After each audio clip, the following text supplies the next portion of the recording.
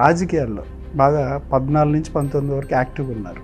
తర్వాత ఇన్యాక్టివ్ అవ్వడానికి కారణం ఏంటి? మళ్ళీ ఇప్పుడు వచ్చి ఎన్నికలు వచ్చేసరికి యాక్టివ్ అయ్యారు. 14 నుంచి 19 మధ్య ఉన్నప్పుడు ప్రభుత్వంలో చంద్రబాబు నాయుడు గారి ప్రభుత్వం ఉన్నప్పుడు అన్ని పథకాలు అందరికీ అర్హులందరికీ అందరినీ శుభ్రంగా చేసుకుంటూ వెళ్ళామండి. 19 నుంచి 24 వచ్చేసరికి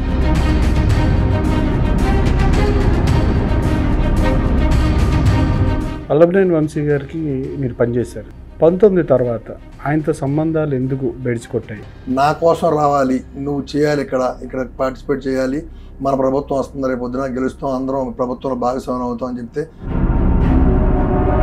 మీ హస్బెండ్ మీద, ఉదయ్ గారి మీద కేసు పెట్టిన తర్వాత ఏం జరిగింది? నేను ఆ రోజు నుంచి ఈ రోజుకి కూడా నాకు బయటికి రావాలంటే చాలా, కనీసం ఫ్యామిలీ ఫంక్షన్స్ కూడా కొంచెం ఇబ్బందిగానే అటెండ్ అవటం జరుగుతుంది. ఎందుకు? ఒక మహిళని ఒక 70-80 మందిలో కూర్చోబెట్టి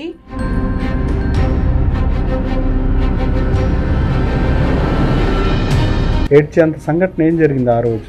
అంతమంది మధ్యలో ఒక లేడీని పట్టుకుని అన్ని మాటలంటే కొంచెం బాధగా వస్తారు ఎవరికైనా.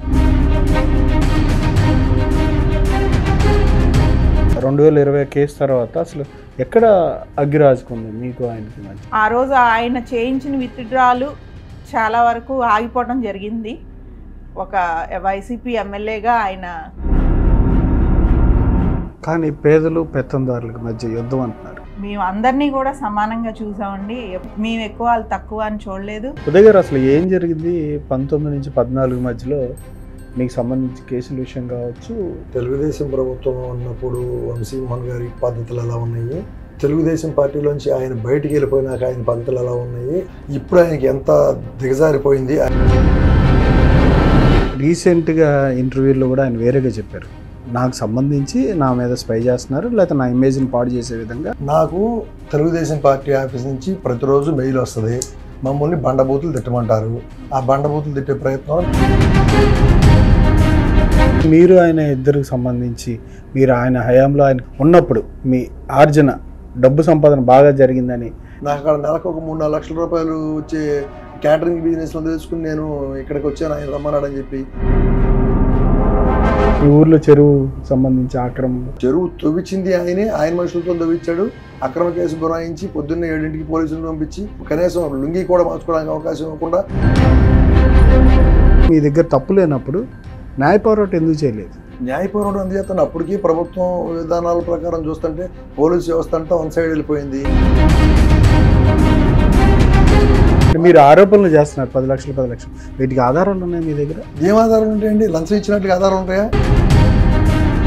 గవర్నమెంట్ రావడానికి సంక్షేమ పథకాలు వాళ్ళు పెద్ద ఎత్తున అమలు చేస్తాం, చెప్పేదే చేస్తాం కాబట్టి మళ్ళీ మేము అధికారంలోకి వస్తాం. 14 నుంచి మేము 19 వరకు అధికారం చేసినప్పుడు నిత్యావసర రేట్లు ఎలా ఉన్నాయి, సామాన్యుడు బతకగలిగే పరిస్థితి ఉందన్నారు. ఈ రోజున 19 నుంచి 24 వరకు. కానీ గ్రామాల్లో గ్రామ సచివాలయాలు, ఫ్యామిలీ హెల్త్ కేర్ క్లినిక్లు, నాడు నేడు స్కూల్స్, ఈ మూడింటి ద్వారా చాలా డెవలప్మెంట్ జరిగింది అన్నారు. మేము కట్టిన బిల్డింగ్స్కి వాళ్ళు రంగులు వేశారంతే. అలాగే చాలా కార్యక్రమాలకు వాళ్ళు రంగులు వేసుకున్నారు. అసలు పేదలు పెత్తందారులు ఎవరు? ఇది ఒక రకమైనటువంటి ఐక్యూ క్వశ్చన్లో తయారైపోయింది. పెత్తందారుడికి 6 ప్యాలెస్లు, 3 ఎస్టేట్లు. జగన్మోహన్ రెడ్డి గారిని ఓడించడానికి 3 పార్టీలు ఏకమై అంత బలవంతుడైన ఒక మూర్ఖుని ఓడించేటప్పుడు ఇలా అందరూ కలవటం పాలసీ అండి ఇది. అలాగే ఒక రాక్షసుడు మీదకి వస్తున్నప్పుడు. కానీ తెలుగుదేశం పార్టీకి వెన్నుముక బీసీలు, కానీ ఆ బీసీల వల్ల పార్టీ మారుతున్నారు. ఏ ఒక్క బీసీ నాయకుడు కానీ, ఏ ఒక్క ఎస్సీ నాయకుడు కానీ, ఏ ఒక్క ఎస్టీ నాయకుడు కానీ, మైనార్టీలు కానీ ఎవరో కూడా.